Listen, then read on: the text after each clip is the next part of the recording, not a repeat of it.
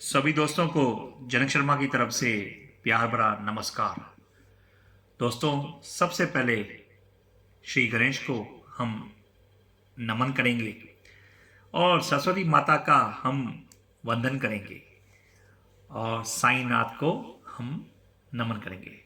दोस्तों, आज इस श्रृंखला में हम यह सीखेंगे कि कुंडली का अध्ययन कैसे किया जाए। दोस्तों, सबसे पहले यह देखना चाहिए कि जन्म कुंडली का लगन क्या है। दोस्तों, मैंने आपको पहले दिन समझाया था कि कुंडली का पहला घर जो होता है, पहला भाव जो होता है, वो लगन कहलाता है। भारतीय पद्धति के अनुसार सबसे ऊपर प्रथम भाव में जो अंक लिखा जाता है वही अंक उस लगन का होता है या लगन राशि का सूचक होता है। उदाहरण के लिए एक का अंक मेष राशि को स्पष्ट करता है। देखिए, मैंने यहाँ पे एक लिखा है, तो मतलब ये मेष एक नंबर पे एक राशि कौन सी है? मेष राशि है। मतलब ये मेष लगन की कुंडली है। और उदाहरण के लिए अगर वहां पे अंक 2 है तो दूसरी नंबर राशि कौन सी है? वृक्ष राशि है, तो ये वृक्ष लगन कहलाएगा। और अगर 12 नंबर राशि है तो ये 12 नंबर, देखिए यहाँ पे मीन राशि आती है, तो ये मीन लगन कहलाएगा। जब यह ज्ञात हो जाता है कि लगन की राशि क्या है, तो यह देखा जाता है कि उस राशि का स्वामी कौन है और वह जन्म कुंडली में किस स्थान पर बैठा है। मैंने आपको पहले दिन भी समझाया था, मेरे एपिसोड में समझाया था, मैं फिर भी बोल रहा हूँ आपको कि ये मेष राशि का स्वामी जो है मंगल है, वृक्ष राशि का स्वामी शुक्र है, मिथुन राशि का स्वामी बुध है, कर्क का चंद्र है, सिंह का सूर्य है, कन्या का बुध है, तुला का शुक्र है, वृश्चिक राशि का मंगल है, धनु राशि का गुरु है, मकर राशि का शनि है, कुंभ राशि का भी शनि है और मीन राशि का गुरु है। तो जो जो राशियां हैं उनके स्वामी मैंने यहाँ पे लिखे हैं, आप भी ये नोट कर लेना। प्रत्येक ग्रह अपनी दृष्टि से देखता है।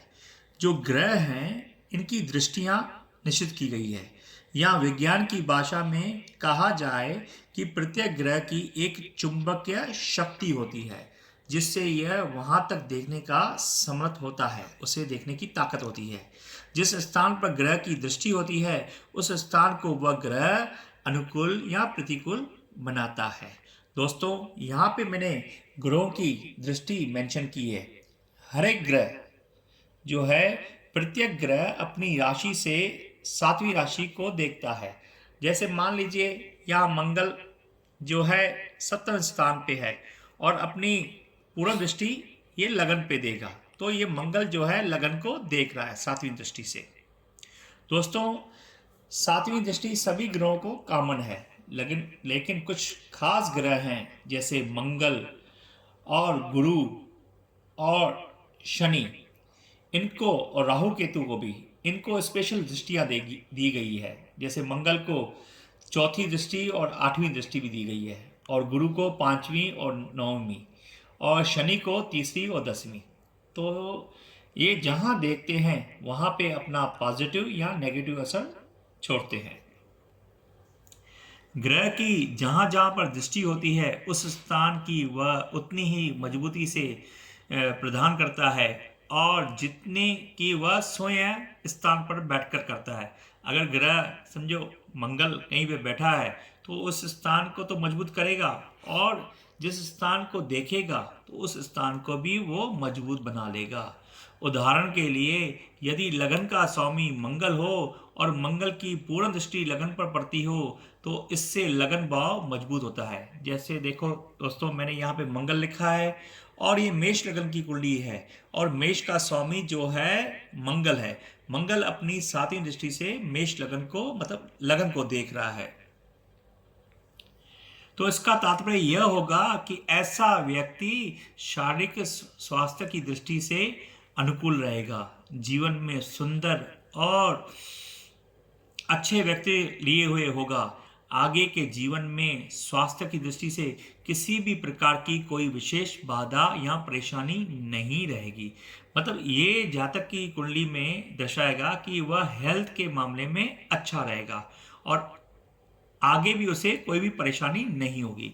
इसी प्रकार अन्य भाव के बारे में भी विचार करना चाहिए।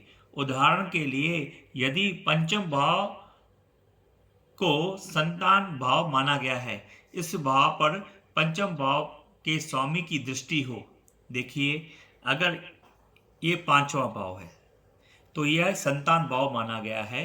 अगर इस पे सूर्य की दृष्टि हो, अगर इस पे सूर्य की दृष्टि हो तो संतान सुख पूर्ण रूप से रहेगा और जीवन में संतान की तरफ से किसी भी प्रकार की कोई परेशानी या बाधा नहीं आएगी। इसी प्रकार भाग्य भाव पर भाग्य के स्वामी या भाग्य की दृष्टि हो, भाग्येश की दृष्टि हो, तब वह भाग्यशाली होगा और जीवन में विशेष उन्नति करेगा। परंतु यदि किसी भाव पर उसके स्वयं के स्वामी की दृष्टि न हो पर उसके शत्रु ग्रह की दृष्टि हो तो वह भाव कमजोर होगा।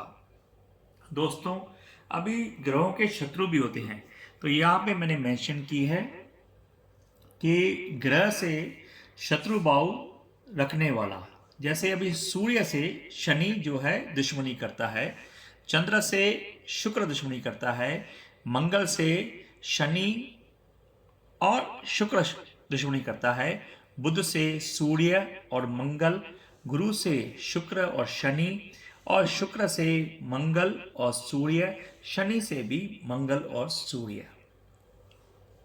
परंतु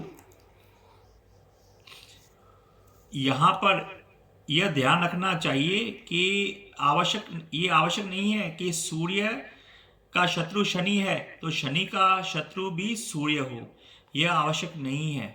ऊपर जो तालिका दी गई है यहाँ स्पष्ट है कि किस ग्रह के लिए कौन सा ग्रह शत्रु भाव रखते हैं। उदाहरण के लिए चंद्रमा के लिए देखिए, चंद्रमा के लिए शुक्र शत्रु भाव रखता है, परंतु शुक्र के लिए चंद्रमा के मन में कोई शत्रु भाव नहीं। इसी प्रकार प्रत्येक ग्रह से संबंधित शत्रु भाव रखने वाले ग्रहों का विचार भी जन्म कुंडली का अध्ययन करते समय रखना चाहिए। उदाहरण के लिए यदि जन्म कुंडली में भाग्य भाव का स्वामी चंद्रमा हो, अब देखिए भाग्य भाव का स्वामी जो है यहाँ पे मैंने चंद्रमा की राशि भाग्य स्थान पे मेंशन की है। भाग्य भाव का स्वामी चंद्रमा हो और उस पर अर्थात भाग्य पर शुक्र की दृष्टि पड़ती हो। देखिए मैंने शुक्र को तीसरे स्थान पे रखा है और शुक्र से हम गिनेंगे 1 2 3 4 5 6 7, तो सातवीं जो पूर्ण दृष्टि है ये भाग्य स्थान चंद्र की राशि पे पड़ रही है। तो भाग्य पर शत्रु ग्रह की दृष्टि होने से भाग्य भाव कमजोर हो गया है और फल स्वरूप उसके जीवन में भाग्य से संबंधित काफी बाधाएं आएगी और पूर्ण रूप से भाग्य उदय नहीं हो सकेगा। इसी प्रकार अन्य भाव के विचार करते समय भी इसी प्रकार का ध्यान रखना चाहिए। उस भाव पर उस भाव के स्वामी की दृष्टि है या उसके शत्रु ग्रह की दृष्टि है, ऐसा ध्यान करके ही भविष्य स्पष्ट करना चाहिए। दोस्तों, दूसरी बात, इसके साथ एक और तथ्य भी ध्यान रखना चाहिए कि किसी भाव का स्वामी अपने शत्रु के साथ बैठा हुआ तो नहीं है। यदि वह ग्रह शत्रु के साथ बैठा हुआ है तब वह उसका प्रभाव कमजोर ही रहेगा। अभी उदाहरण के तौर पर भाग्य भाव का स्वामी चंद्रमा हो और भाग्य भाव पर शुक्र की दृष्टि न भी पड़ती हो, पर यदि जन्म कुंडली में कहीं पर भी चंद्रमा और शुक्र साथ में बैठे हो तो ऐसी स्थिति में भी चंद्रमा कमजोर ही हो जाएगा और फलस्वरूप चंद्रमा से संबंधित भाव भाग्य भाव कमजोर रहेगा और उसके जीवन में भाग्य से संबंधित बाधाएं बराबर बनी रहेगी। दोस्तों, जैसे मैंने यहाँ पे मेंशन किया है, देखिए भाग्य स्थान का स्वामी चंद्र है और चंद्र जो है शुक्र के साथ फोर्थ स्थान पे बैठा हुआ है, तो इसका भाग्य तो कमजोर होगा ही होगा, क्योंकि वो चंद्र जो है शुक्र के साथ बैठा हुआ है। भले ही शुक्र की दृष्टि नहीं है, लेकिन चंद्र जो है शुक्र के साथ बैठा हुआ है, इसलिए इसका भाग्य स्थान कमजोर हो जाएगा। ओ, दोस्तों, जन्म कुंडली में कोई भी ग्रह अपने भाव से यदि छठे, आठवें या 12th भाव में पड़ा हो, तो ऐसा ग्रह अपने भाव को कमजोर ही करता है, उसे अनुकूल फल नहीं दे सकता। उदाहरण के लिए, यदि लगन का स्वामी सूर्य हो और वह जन्म कुंडली में अष्टम भाव में हो, देखिए दोस्तों, इस कुंडली को देखिए, इस लगन का स्वामी यहाँ पे 5 नंबर लिखा हुआ है, तो सिंह राशि का स्वामी सूर्य है, और सूर्य कहाँ बैठा हुआ है? यहाँ इसके अष्टम हाउस में बैठा हुआ है। यहाँ से गिनेंगे ना, 1 2 3 4 5 6 7 8, तो अष्टम भाव में हो तो ऐसा ग्रह अपने भाव अर्थात लगन भाव के से अष्टम भाव में होने के कारण कमजोर होगा, और अपने भाव को अर्थात स्वास्थ्य के भाव को कमजोर ही करेगा। जैसे लगन से हम जो है स्वास्थ्य देखते हैं, आदमी की जातक की हेल्थ देखते हैं, और फलस्वरूप उस व्यक्ति के जीवन में स्वास्थ्य से संबंधित बराबर बाधाएं और परेशानी बनी रहेंगी। कई बार जो है हम ये निर्णय नहीं कर पाते कि किस तथ्य को किस भाव से देखना चाहिए।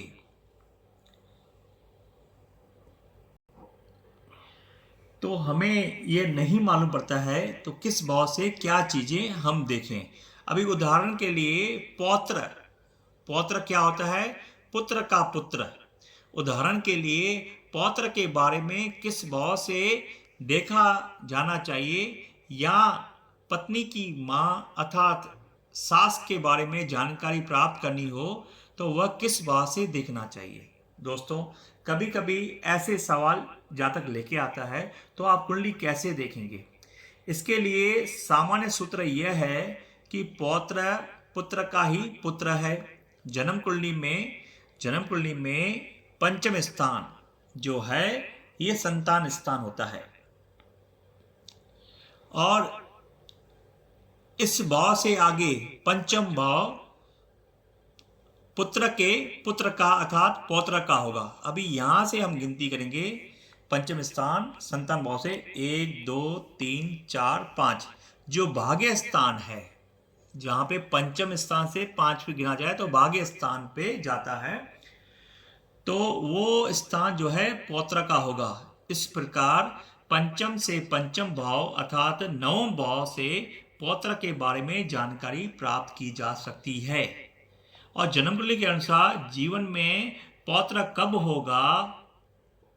जन्म कुंडली के अनुसार जीवन में पौत्र कब होगा, उसकी प्रगति कैसे होगी आदि का जो है चयन नवन भाव से स्पष्ट किया जा सकता है। इसी प्रकार सास के बारे में, अभी सास किसको कहा जाता है? धर्म पत्नी की मां को। इसी प्रकार सास के बारे में अध्ययन करते समय यह ध्यान रखना चाहिए कि सप्तम भाव पत्नी का है। मैंने आपको जो दूसरी श्रृंखला में समझाया था कि अगर कोई जातक है तो उसकी पत्नी जो पार्टनर है 7वें स्थान पे है, तो ये 7वें स्थान उसकी पत्नी का या उसके हस्बैंड का स्थान हो जाता है, और सप्तम भाव पत्नी का है, और चतुर्थ भाव माता का कहा जाता है। अतः सप्तम भाव से आगे चतुर्थ भाव अर्थात अगर यहां से हम 4 गिनेंगे 1 2 3 4, तो दशम भाव, ये दशम भाव से पत्नी की माता अर्थात सास के बारे में ज्ञान प्राप्त किया जा सकता है। इसी प्रकार जन्म कुंडली का अध्ययन करते समय यह भी ध्यान रखना चाहिए कि कोई ग्रह कितना कमजोर है या वह जन्म के समय कितने अंशों में है। जन्म कुंडली में प्रत्येक ग्रह और उसके अंश स्पष्ट होते हैं, अतः कोई भी ग्रह अगर 1 डिग्री से 5 डिग्री तक है तो वो कमजोर कहलाएगा, और कोई भी ग्रह 25 डिग्री से 30 डिग्री तक है तो वो कमजोर कहलाएगा, और मतलब वो अपना पूर्ण फल नहीं दे पाएगा।